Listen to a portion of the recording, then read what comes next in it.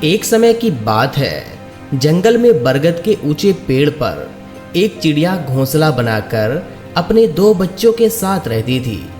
एक दिन एक तूफान आया और बरगद का वह पेड़ गिर गया।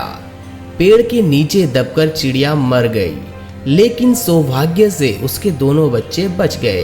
तेज हवा चिड़िया के एक बच्चे को उड़ाकर एक गुफा के पास ले गई, जहां डाकू रहते थे।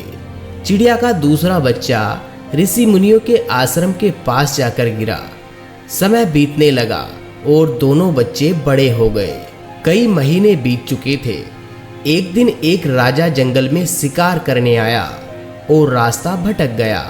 वह बहुत थका हुआ था।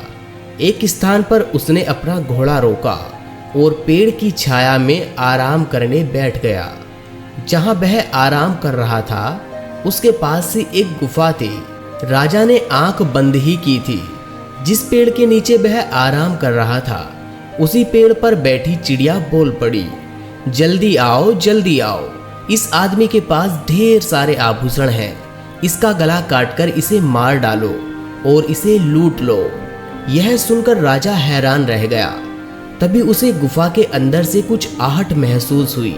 खतरा भागते ही वह अपने घोड़े को सरपट दौड़ाता हुआ वहां से दूर निकल गया। वह घोड़ा दौड़ाता दौड़ाता थक चुका था। आराम करने वह एक पेड़ के नीचे जा बैठा। पास ही एक आश्रम दिखाई पड़ रहा था। उसके नीचे बैठते ही पेड़ की एक डाली पर बैठी चिड़िया बोल पड़ी, राजन, आपका स्वागत है। इस समय आश्रम में कोई नहीं है। ऋषि बाहर गए हैं, किंतु आप अंदर जाकर आराम कीजिए। कुछ देर में ऋषि आते ही होंगे। राजा ने सिर उठाकर चिड़िया को देखा। वह हूबहू पहले वाली चिड़िया की तरह ही दिख रही थी। चिड़िया की बात मानकर राजा आश्रम के अंदर चला गया। कुछ देर में ऋषि आश्रम में लौट आए। राजा ने उन्हें प्रणाम किया। ऋषि ने राजा के लिए भोजन पानी का प्रबंध किया। भोजन के बाद कुछ देर आराम कर राजा जाने को हुआ तो उसके मन में कोद रहा प्रश्न राजा ने ऋषि से पूछ ही लिया, गुरुवर, आपके आश्रम के सामने स्थित पेड़ पर जैसी चिड़िया है, हूबहू वैसी ही चिड़िया मैंने कुछ दूरी पर स्थित एक गुफा के पास पेड़ पर देखी, लेकिन दोनों की बोली में बहुत अंतर था। मैं हैरान हूँ कि एक जैसी चिड़िया होने के बाद भी दोनों में इतना अंतर कैसे है। ऋषि मुनि ने जवाब दिया कि हे राजन, दोनों एक ही चिड़िया से जन्मी थी और तूफान में बिछड़ गई थी। एक डाकुओं की गुफा के पास उनकी संगत में बड़ी हुई है और उनकी बोली सीख ली। एक हम ऋषियों की संगत में बड़ी हुई है और हमारी बोली सीख ली। सब संगत का खेल है राजन।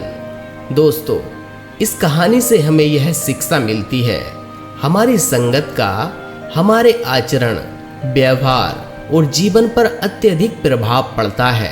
इसीलिए सोच समझकर संगत का चुनाव करना चाहिए, क्योंकि जैसी संगत वैसी रंगत। यह कहावत तो आपने पहले कई बार सुनी होगी। तो दोस्तों, इसीलिए हमेशा अच्छे लोगों की संगत में रहें और अच्छी संगत ग्रहण करें। यह आपके और आपके जीवन के लिए अत्यधिक लाभकारी होगा। हमें उम्मीद है इस वीडियो से आपको कुछ ना कुछ सीखने को जरूर मिला होगा। इस वीडियो की जरूरत आपकी फ्रेंड और रिश्तेदारों को भी है। कृपया इस वीडियो को उनके साथ शेयर कीजिए और वीडियो को लाइक करके चैनल को सब्सक्राइब कर लीजिए। मैं आपसे बहुत ही जल्द एक और नई मोटिवेशनल स्टोरी वीडियो के साथ मिलता हूँ।